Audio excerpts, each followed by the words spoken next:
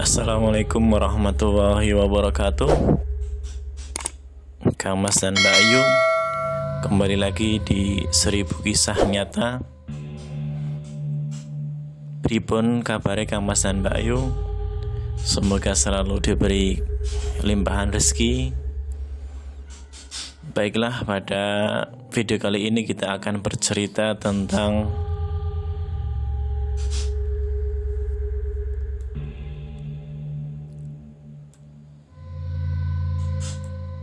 korban pesugihan.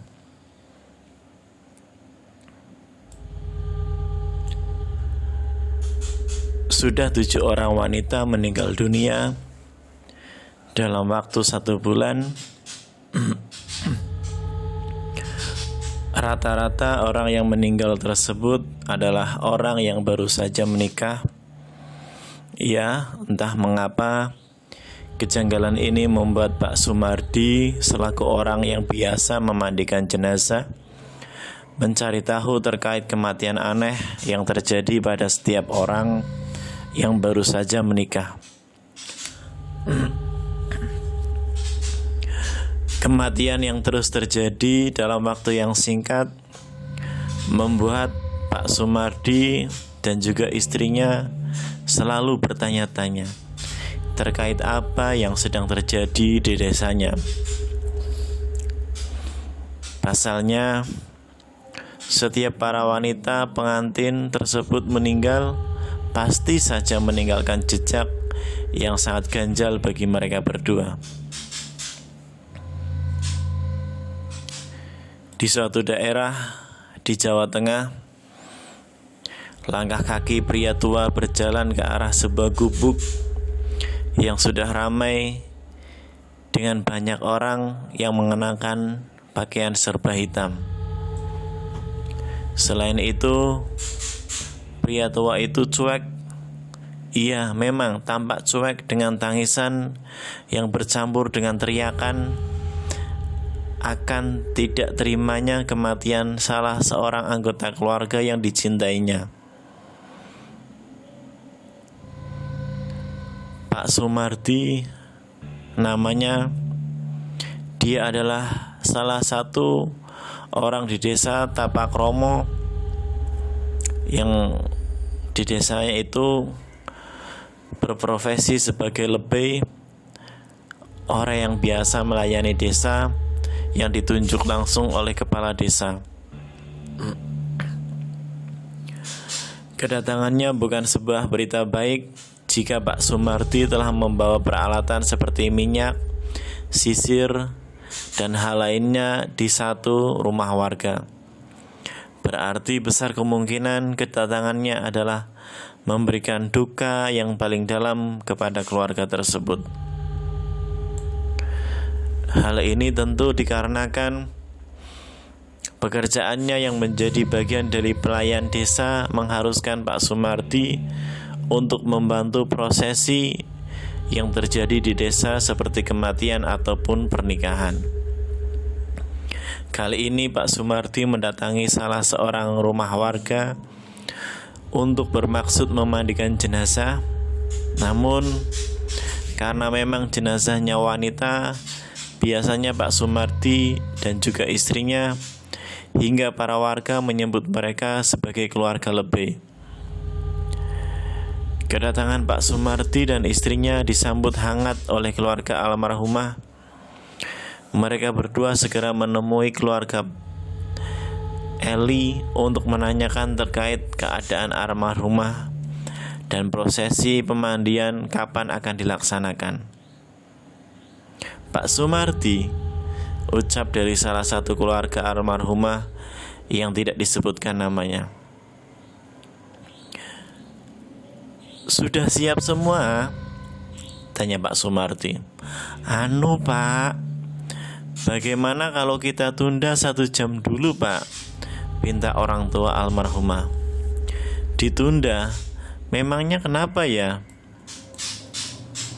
Begini Pak, anak saya meninggal dalam keadaan tidak wajar dan sekarang tubuhnya menekuk seperti orang yang sedang merasakan kedinginan. Sudah beberapa kali kami rentangkan kembali tubuhnya, namun tidak bisa diluruskan, Pak. Pak Sumardi merasa ada yang aneh dengan penuturan dari orang tua almarhumah tersebut. Baru kali ini dirinya menemukan jenazah wanita yang tubuhnya menekuk dan tidak bisa diluruskan. Karena penasaran, Pak Sumardi dan istrinya Bu Sumi pun menuju ke kamar almarhumah disemayamkan. Saat mereka berdua tiba di kamar almarhumah, Pak Sumardi dan Ibu Sumi terkejut saat melihat tubuh jenazah wanita itu dalam keadaan yang menekuk.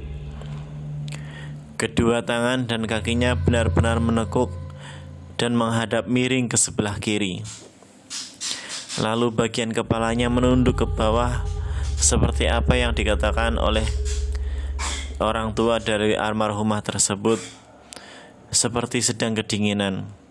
"Bu," ucap Pak Sumardi.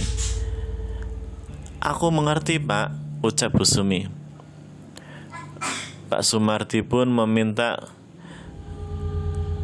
kepada orang tua almarhumah tersebut untuk membawa si almarhumah ke tempat pemandian jenazah sebelum nantinya jenazah dimandikan. Jika telat dan berlama-lama dalam prosesnya, maka resiko terbesarnya adalah jenazah tersebut tidak bisa diluruskan kembali. Beberapa anggota keluarga dari almarhumah pun membawa tubuh almarhumah menuju ke tempat pemandian jenazah.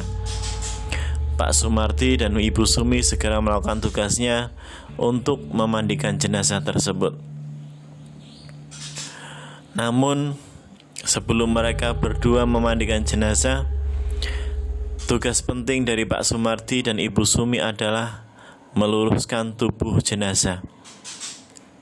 Bruk, tubuh si almarhum sudah berada di tempat pemandian, tirai sudah ditutup dengan rapat. Ibu Sumi dan Pak Sumardi siap melakukan tugasnya. Percikan air sudah memenuhi tong besar yang biasa digunakan untuk memandikan jenazah. Di luaran, orang-orang mulai menanyakan apa yang terjadi dengan jenazah. Mereka semua penasaran dengan apa yang terjadi di tempat pemandian karena waktu penguburan sudah mundur dari ketetapan yang biasa dilakukan. Selain itu, keranda mayit juga sudah datang. Orang-orang yang bertugas untuk mengubur kembali ke rumah si almarhum untuk menanyakan kapan jenazah akan dimakamkan. Berbagai keriuhan terdengar di luaran di tempat pemandian.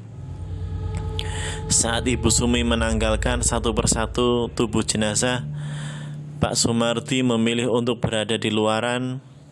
Ia keluar sejenak untuk memberikan waktu kepada istri agar bisa meluruskan tubuh si jenazah tersebut.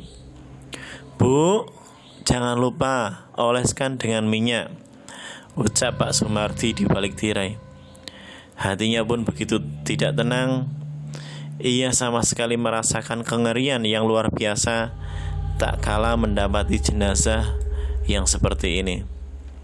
Mungkin jenazah yang meninggal dengan luka yang berada di sekujur tubuh sudah biasa. Mungkin jenazah yang meninggal dengan meninggalkan gores luka borok itu pun sudah terbiasa.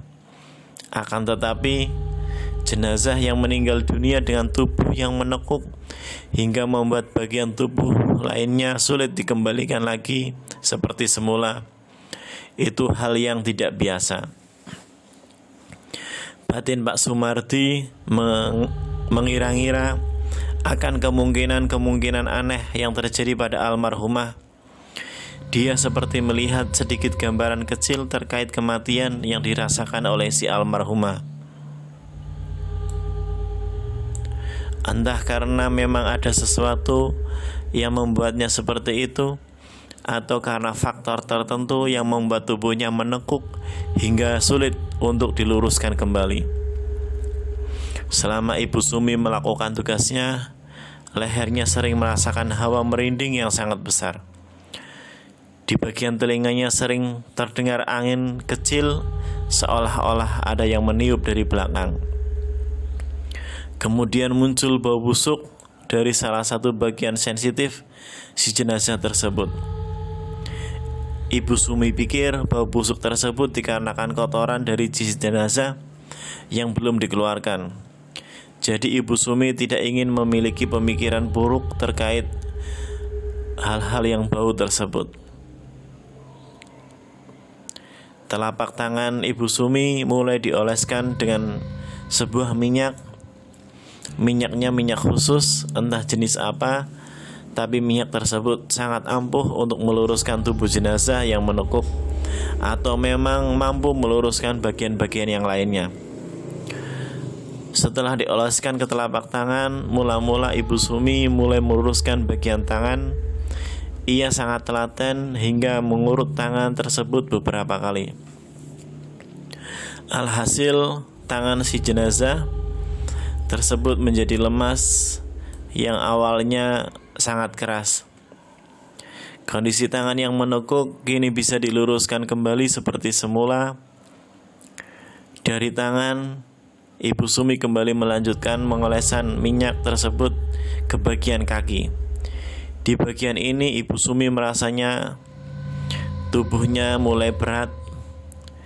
Resiko yang besar saat dirinya memandikan jenazah adalah dia juga merasakan hal yang sama seperti apa yang dirasakan oleh jenazah tersebut.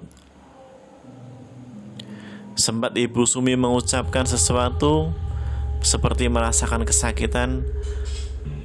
Pak Sumardi pun segera menanyakan apa yang terjadi di tempat pemandian tersebut. Bu, aman toh? Aman Pak. Masih lamban enggak? Sebentar lagi kelar Pak. Dengan terpaksa Pak Sumardi kembali mengurungkan niatnya untuk membantu. Dia terkadang khawatir jika istrinya terlalu menekankan diri untuk membantunya. Akan tetapi bentuk kesetiaan yang dilakukan oleh Ibu Sumi benar-benar membuat Pak Sumardi sangat menjaganya. 5 menit pun berlalu, Ibu Sumi sudah berhasil meluruskan bagian kaki. Kini ia segera melakukan langkah terakhir, yaitu mengembalikan posisi kepala yang menunduk ke bagian bawah. Hati Ibu Sumi pun terheran-heran dengan si jenazah tersebut. Apa yang membuatmu seperti ini, Nduk?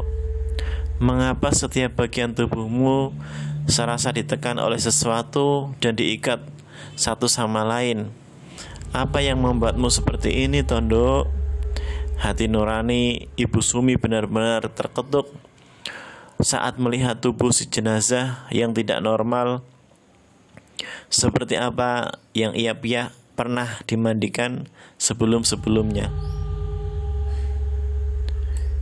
Ibu Sumi pun kembali mengoleskan telapak tangannya dengan minyak tersebut dan segera mengurut bagian leher si jenazah agar posisinya kembali seperti semula.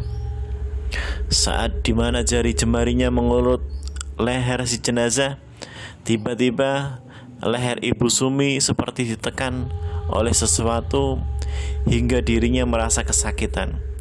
Astagfirullah, leherku. Pak Sumardi yang mendengar hal tersebut kembali terperanjat dan bangkit dari duduknya.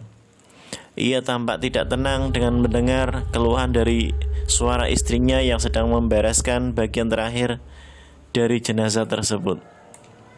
Bu, bagaimana Bu? Ada apa Bu? Tanya Pak Sumardi dengan nada yang penuh khawatir. Nggak apa-apa Pak, aman-aman saja. Sebentar lagi selesai kok. Ibu Sumi segera melanjutkan pekerjaannya. Dia menguatkan diri sebisa mungkin untuk menyelesaikan pekerjaan dengan baik. Suara percikan air yang awalnya mengalir kini tiba-tiba terhenti. Keanehan mulai terjadi saat Ibu Sumi memperhatikan tiap tetes air yang menetes dari selang yang diletakkan di tong pemandian.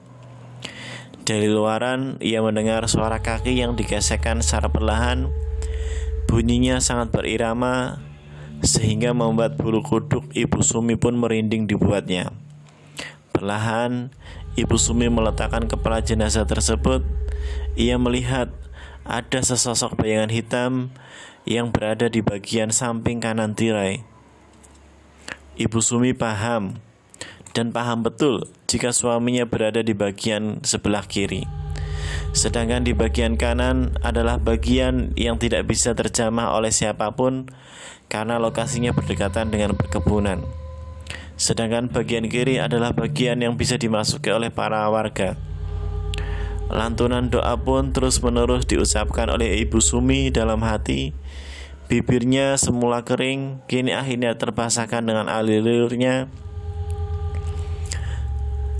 karena pergerakan dari mulut Ibu Sumi yang selalu membaca doa yang ia lantunkan tanpa suara. Srek, srek, srek. Suara itu tampak terhenti saat berada tepat di dekat tirai. Ibu Sumi memperhatikan bentuk kaki dengan cara menundukkan kepalanya ke bawah. Matanya benar-benar jeli saat melihat bagian dari ujung kaki hingga mendapati sebuah keanehan yang terjadi.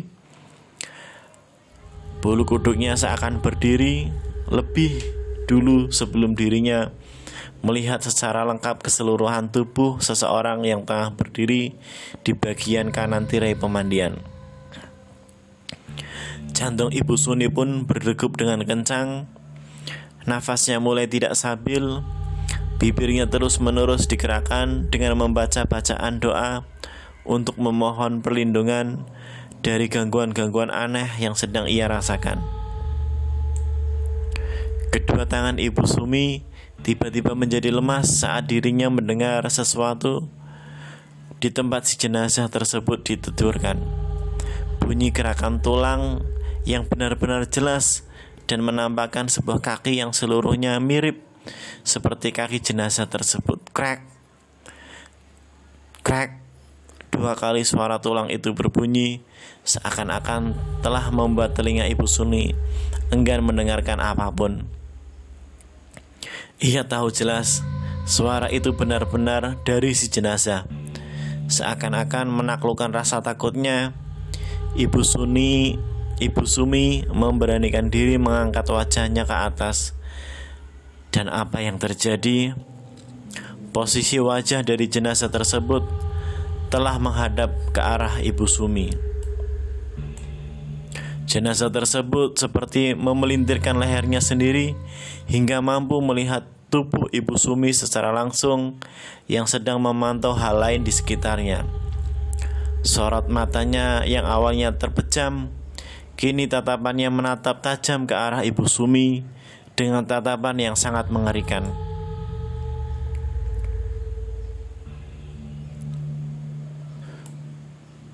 Ibu Sumi langsung berteriak karena itu.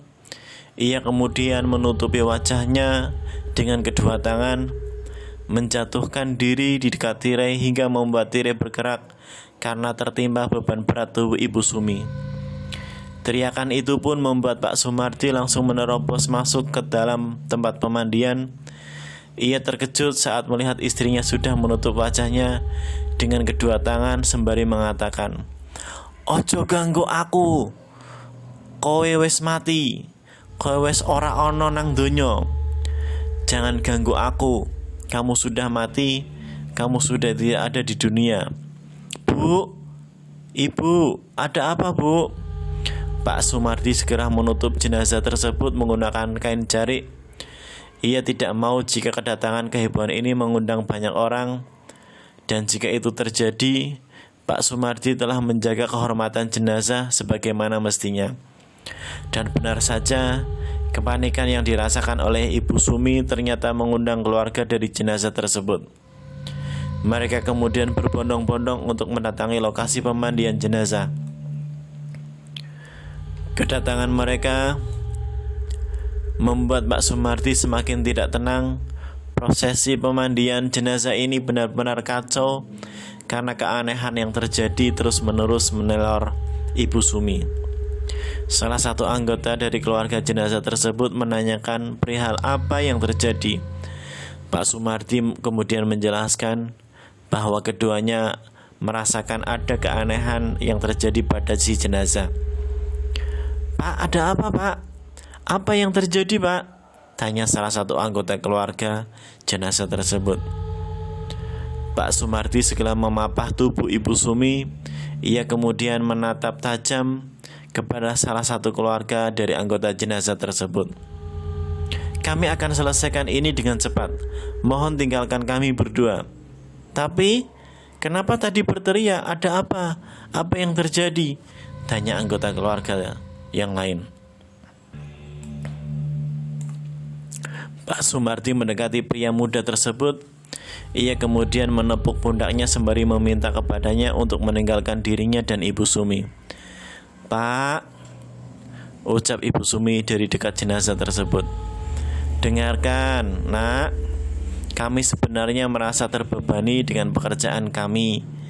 Tapi kami lebih merasa terbebani jika urusan kami belum kelar dan dirimu malah ingin tahu apa yang sudah terjadi saat ini.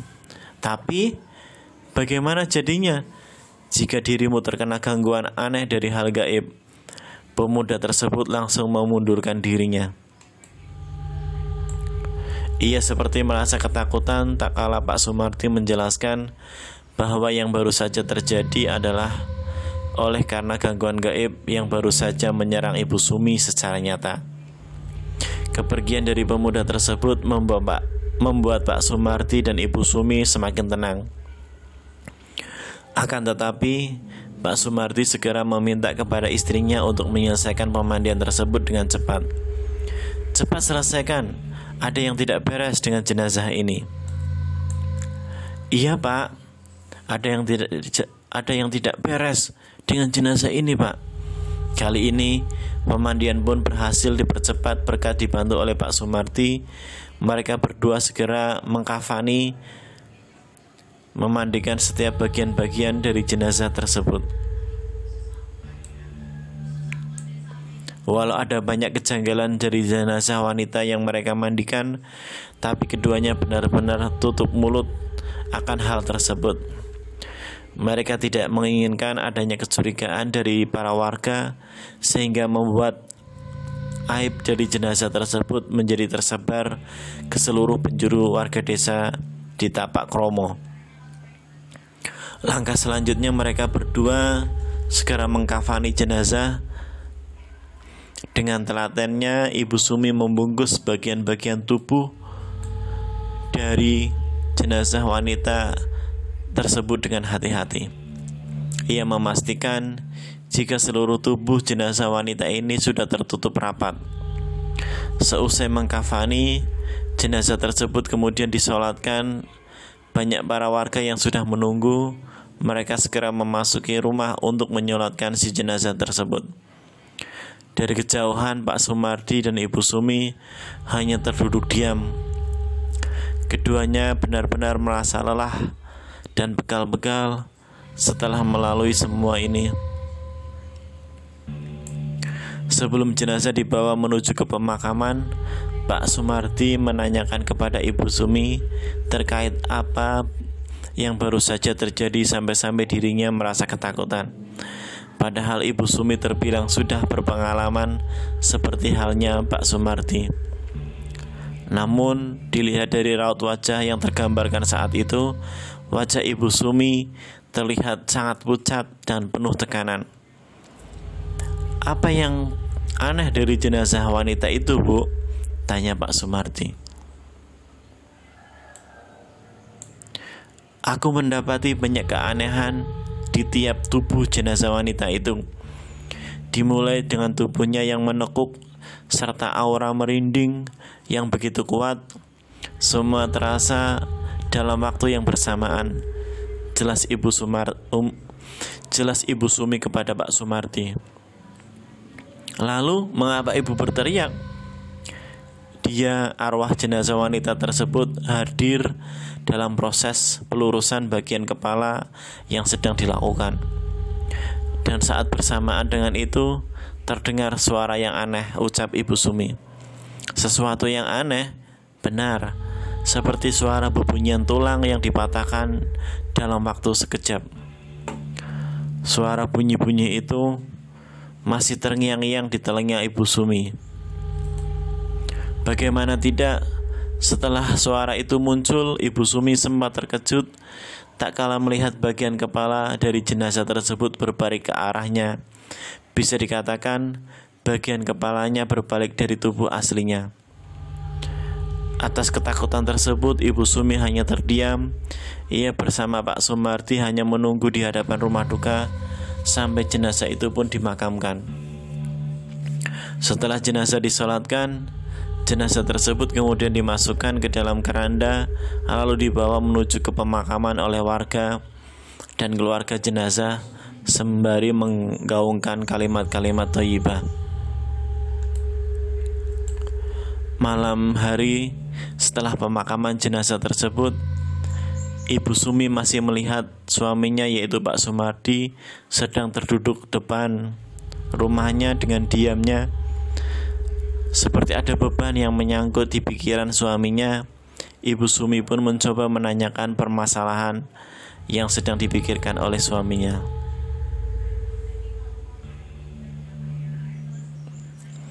"Tumben ngelamun, Pak.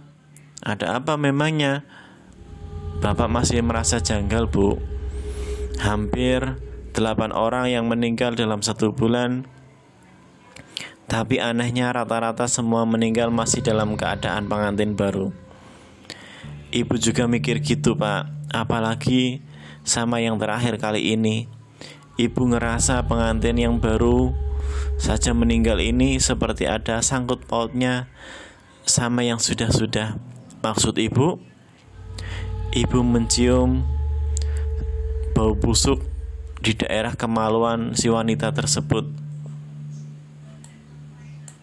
Tidak mungkin juga bau busuk tersebut dihasilkan karena hal-hal lain yang bersifat intim. Bau busuknya memang seperti ada yang menaruh bangkai di dalam kemaluan tiap jenazah para pengantin wanita. Entah mengapa, Ibu Sumi merasa ada yang aneh dengan kematian setiap jenazah pengantin wanita yang biasa ia dan suaminya mandikan. Setiap kematian dari pengantin wanita tersebut seperti terikat satu sama lain dan memiliki benang merah yang sama, yaitu bau busuk pada bagian kemaluan. Sepertinya kematian yang ke-8 ini bukan kematian yang normal." "Maksudnya apa?" "Ada sesuatu yang sudah terjadi karena kematian aneh tersebut." Ibu Sumi pun mengangguk paham. Kini dirinya menganggap jika kematian tiap pengantin wanita yang terjadi di desanya bukan kematian yang wajar, melainkan kematian yang disebabkan oleh sesuatu yang belum terungkap. Semakin malam, hawa dingin di desa Tapak Kromo semakin menusuk ke dalam bagian tubuh hingga menembus ke tulang. Ibu Sumi dan Pak Sumardi segera masuk ke kamarnya. Saat mereka ingin masuk ke kamar, keduanya mendengar suara tangisan dari arah kamar kosong yang dulunya digunakan untuk menyimpan barang-barang bekas yang tak layak pakai atau gudang penyimpanan barang. "Pak, dengar nggak?" "Iya, Bu, Bapak dengar. Ada yang nangis dari arah gudang." Keduanya pun berjalan menuju ke arah gudang tempat penyimpanan barang-barang bekas miliknya. Tak disangka, semakin mereka berdua mendekati ruangan tersebut, hawa merinding serta suara tangisan semakin membesar hingga membuat langkah mereka berdua sedikit gugup. Pak Sumardi dan Ibu Sumi kemudian membuka kamar gudang tersebut dengan keadaan tangan yang sedikit gemetar. Mereka berdua pun terkejut saat melihat penampakan sosok wanita yang sudah berbalutkan kain kafan lusuh sedang terduduk. Lalu tak selang berapa lama, sosok wanita itu pun menengok ke arah Pak Sumardi dan Ibu Sumi sembari mengucapkan kalimat yang menakutkan, "Tolong, tolong, bebaskan saya." "Terima kasih, Untuk bagian pertama, semoga bisa menjadi pelajaran bagi kita. Jangan lupa like, share, komen, dan subscribe. Lanjutkan ke bab 2 atau ke part 2. Assalamualaikum warahmatullahi wabarakatuh.